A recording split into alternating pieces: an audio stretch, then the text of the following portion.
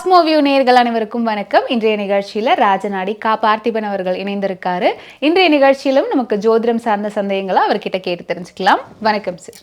வணக்கங்க. எப்படி இருக்கீங்க? நல்லா இருக்கேங்க. ஓகே, இன்றைய நிகழ்ச்சியில் பொதுவாக 90s கிட்ஸ் அப்படின்னாலே லேட்டாக கல்யாணம் ஆகுது அப்படின்ற ஒரு விஷயத்த தொடர்ந்து பேசுகிறாங்க. ஆனால் இந்த 35 ஒரு 40 தாண்டியும் கல்யாணம் ஆகாமல் நிறைய பேர் இருக்காங்க. ஒரு ஸ்டேஜ்க்கு அப்புறம் கல்யாணமே வேண்டாம் அப்படின்ற ஒரு முடிவை எடுத்துடுறாங்க.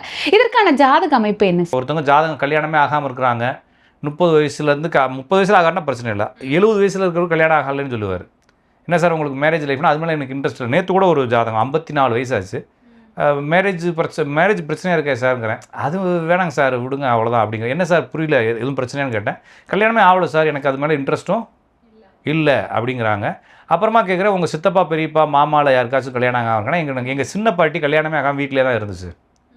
கேட்டதுக்கு அது ஏதோ கதை சொன்னாங்க. அதுக்கப்புறம் கல்யாணமே அவ்வளோ வீட்டிலே தான் இருக்குது. எங்கள் தாத்தா கூட தான் இருக்கும். அது நாங்களாம் அந்த வீட்டை விளாண்டுருக்கோம். எங்கள் பாட்டினே தான் அதுக்கு கூப்பிடுவோம். பாட்டி மாதிரியே தான் இருக்கும் வீட்டில். ஆனால் அது கல்யாணம் ஆகலை அப்படின்னுவார்.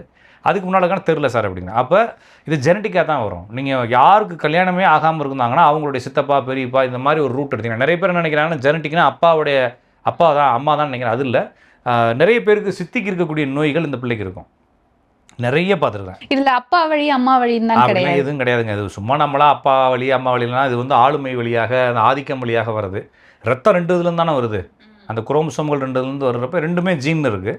அப்போ இந்த மரபு அப்படிங்கிறது ஒன்று இந்த அப்பாவுக்கு தான் இருக்கணும், அப்பாவுக்கு தான் இருக்கணும்னு அவசியம் இல்லை. அம்மாவுக்கு தான் இருக்கணும், அம்மாவுக்கு தான் இருக்கணும்னு அவசியம் இல்லை. இந்த அம்மாவுடைய சித்திக்கும் இருக்கும்.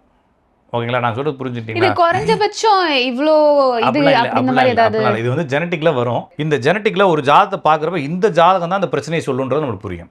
அதாவதுங்க, ஒரு பையனுக்கு குழந்தையே இருக்காது. ஒரு குடும்பத்தில் ஒரு ஆளுக்கு குழந்தையே இருக்காது. சித்தப்பாவுக்கு குழந்தையே இருக்காது, ஆனால் சித்தப்பா கல்யாணமே இருக்காது. இந்த ஆளுக்கு மொத்தம் 8 குழந்தைங்க இருக்கும். சரிங்களா? அந்த 8 குழந்தைகளுக்குமே கல்யாணம் ஆகாதுன்னு சொல்ல முடியாது. அந்த 8 குழந்தைகளுக்குமே கல்யாணம் ஆயிருக்கும். இந்த 8 குழந்தைகள் ஒரு ஆளுக்கு இன்னொரு குழந்தை பிறந்திருக்கும். அந்த குழந்தை ஜாதகத்தில் இந்த மாதிரி பிரச்சனை இருக்கும். அப்போ இவங்களுக்குலாம் ஆயிரும். கடைசியில் பார்த்தா இவனுக்கு ஆகாது. கடைசியில் பார்த்தா இவனுக்கு அந்த ஆள் சின்ன தாத்தாவாக இருப்பார்.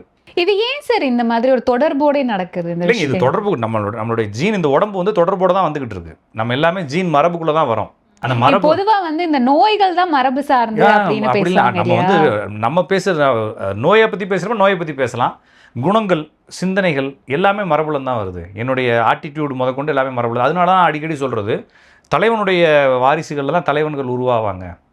ஏன்னா அவனுக்கு அந்த ஆட்டிடியூடு, மேனேஜ்மெண்ட் கெப்பாசிட்டி கூட அதுலேருந்து தான் வருது. எல்லாமே ஜீன் தான். அப்போ என்னுடைய குணங்கள், நோய்கள், நான் எப்படி கஷ்டப்படணுன்ற விதி எல்லாமே அதுலேருந்து தான் வரும். நிறைய குடும்பங்களில் பார்த்தீங்கன்னா கல்யாணம் ஆகாது. இதுக்கு குடும்பங்கள் இந்த வேலைங்க ஜாதி ரீதியாகவே பேசலாம். சில ஜாதிகளில் பார்த்தீங்கன்னு வச்சுக்கோங்களேன், உதாரணத்துக்கு நம்ம பேசலாம், தப்பு இல்லை. ஏன்னா நம்ம ஒரு என்ன ஆரோக்கியமான பேச்சு தானே பேசுகிறோம். ஆமாம், இது நீங்கள் சொன்ன மாதிரி ஜெனட்டிக்கலில் ஒரு லாஜிக் இருக்குது. ஜாதி வகையாக எப்படி சார் நீங்கள்? இப்போ வேறு ஒன்றும் இல்லைங்க. சில ஜாதிகளை உயர்வான ஜாதின்னு நம்ம ஊரில் பிரித்து பேசுகிறாங்க இல்லைங்களா? அந்த உயர்வான ஜாதியினுடைய குடும்பங்களில் போய் பார்த்தீங்கன்னா நிறைய பேருக்கு 40% கல்யாணம் ஆகும். அப்போ ஜாதி ரீதியாக மாட்டிக்கிச்சா? அப்போ ஜாதி ரீதியாக இருக்கானா? இருக்குதானே. நிறைய குடும்பங்களில் பாருங்கள், நிறைய பேர் கல்யாணம் ஆகிருக்காது. அவங்க அப்பா மனநலம் சரியில்லாமல் இருப்பார். அவங்க அம்மா தான் குடும்பத்தை வழி நடத்தும். அவங்க அம்மாவும் ஏதாச்சும் ஒரு பெரிய போஸ்டிங்கில் இருந்திருப்பாங்க, நல்லா படிச்சிருப்பாங்க. இந்த பையனுக்கு இவங்க அக்காவுக்கு கல்யாணம் ஆகிருக்காது, வீட்டிலே இருக்கும். இவருக்கு 40 வயசு ஆகும், கல்யாணம் ஆகிருக்காது. இவங்க அப்படியே பார்த்தீங்கன்னா இந்த மாதிரி ஒரு ஜாதி, குறிப்பிட்ட ஜாதிகளில் பார்த்தீங்கன்னா அவங்க குடும்பத்தில் மொத்தத்துக்கே நிறைய பேருக்கு இப்படி இருக்கிறத நம்ம பார்க்கலாம். சில குறிப்பிட்ட ஜாதிகள், இப்போ நம்ம ஊரில் இந்த கடை வச்சுருக்காங்க, நகை கடை, எலக்ட்ரிக்கல் ஸ்டோர்லாம் வச்சுருக்காங்க ஒரு சில குரூப்புகள். அவங்க குடும்பத்தில் 13 வயசில் கல்யாணம் ஆகிரும். அப்போ புரியுதுங்க இல்லைங்களா? இதுவும் ஜெனட்டிக் தான். ஏன்னா அந்த ஜெனட்டிக்கில் பிறந்து வந்திருக்கக்கூடிய ஜாதி. ஓகேங்களா? அப்போ என்னென்னா எல்லாமே மரபு ரீதியாகவே ட்ரான்ஸ்ஃபர் ஆகிட்டு வரும். அப்போ மரபு ரீதியாக ட்ரான்ஸ்ஃபர் ஆகிட்டு வந்தால் எல்லாத்துக்குமே கல்யாணம் ஆகாமல் இருக்கிறது இல்லையே. இப்போ இந்த ஜாதிகளே நிறைய பேருக்கு இல்லை, ஆனால் மேக்ஸிமம் இந்த பிரச்சனைகள் வருதுன்றதை பார்க்கலாம். அப்போ யாருக்கு இந்த பிரச்சனை வருது? இப்போ ஒருவேளை நான் ஒரு ஆளை சொல்கிறேன், அந்த ஆளுடைய அப்பாவுக்கு மொத்தம் 15 அண்ணன் தம்பிங்க. அப்போ இந்த பையனுக்கு மட்டும் ஏன் வந்துச்சு? இவங்க அப்பாவுடைய அண்ணனுடைய பிள்ளை நல்லா இருக்குது, அவங்க தம்பியோட பிள்ளை நல்லா இருக்குது, இவனுக்கு மட்டும் ஏன் வந்துச்சு அப்படின்னா இவங்க அப்பாவுக்கு ஒரு பிரச்சனை இருக்கலாம். சரி, அவருக்கு பிரச்சனை இருக்குதான் சார், ஆமாம் மரபுல இருக்குது. இவனுக்கு மட்டும் ஏன் வந்துச்சு அப்படின்னா இவனுடைய ஜாதகத்தில் அந்த அமைப்பு இருக்கும். இந்த அமைப்புன்றது எது? சனியும் புதனும் பரிவர்த்தனை ஆயிருந்தான். மேக்ஸிமம் சனி புதன் பரிவர்த்தனை.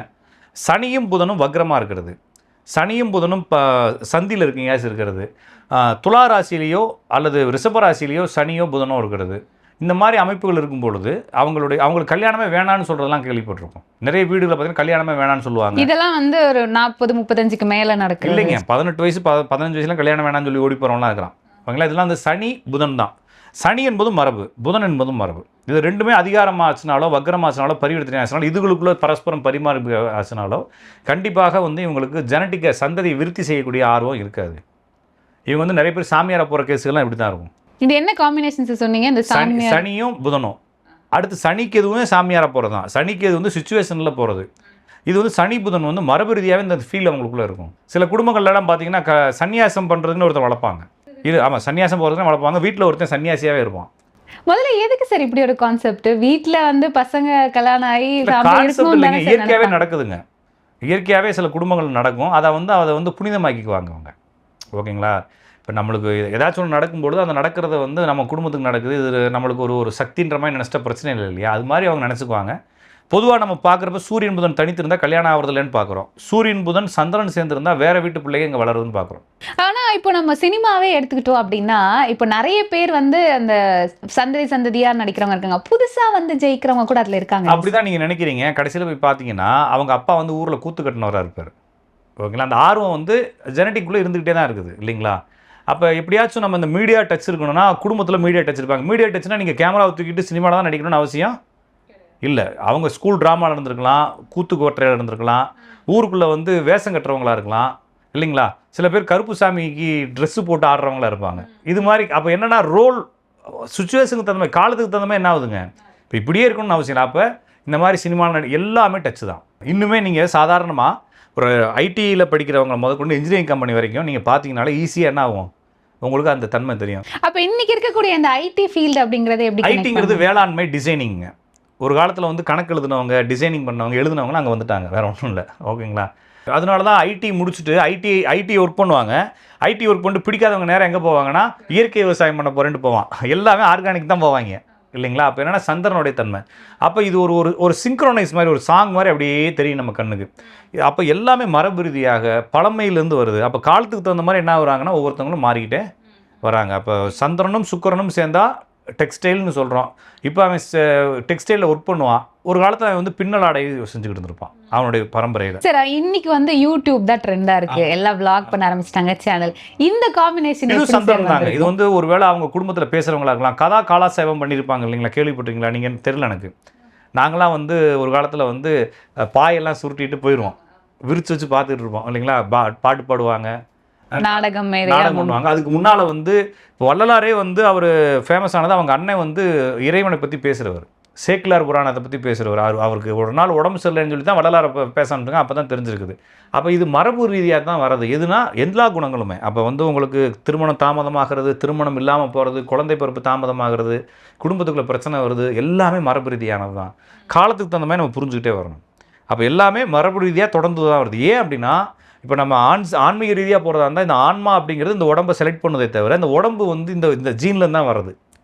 ஓகேங்களா? அப்போ இந்த உடம்புங்கிறது வந்து எங்கள் அப்பா அம்மாவனுடைய டிசைன், எங்கள் அப்பா அம்மாவனுடைய அந்த இதுலேருந்து வருது. குளோனிங் தான், ஒரு சின்ன குளோனிங் மாதிரி தான். அப்போ அவங்களுடைய குணம் இந்த உடம்புக்குள்ளே தான் இருக்கும். இந்த குணத்தை போலவே அந்த ஆன்மாவும் இருக்குன்னா ரெண்டும் சிங்காகி ஒரே வாழ்க்கையை வாழ்ந்துக்கிட்டு இருக்கு. அப்போ இந்த உடம்பு எங்கேருந்து வந்துச்சோ அங்கேருந்துக்கனுடைய பண்புகளில் தான் இருக்கும். அப்போ எல்லாமே வந்து ஜெனட்டிக்காக வந்தது, அந்தந்த குணங்கள் அவங்களுக்குள்ள இருக்கும். இன்றைய நிகழ்ச்சியிலும் வந்து ஜோதிடம் குறித்து எங்களுக்கு இருக்கக்கூடிய சந்தேகங்களுக்கு தெளிவான விளக்கம் கொடுத்தீங்க. ரொம்ப நன்றி சார். நன்றி, வணக்கம்.